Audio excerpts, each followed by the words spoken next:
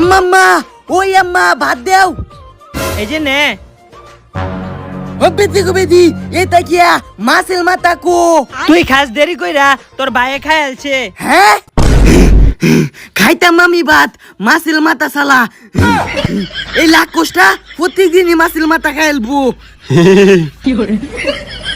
আবার আসে দাঁতলা মুয়া প্রতিদিনই মাছের মাথা খাইলবো। বেদি গো বেদি ও মালে মাছের মাথা না দিলে আমি খাইতাম মা। ওই কিসে কান্দস কিয়া? আব্বা এটা প্রতিদিনই মাছের মাথা খালা আমালে আম্মা একদিনও দে না।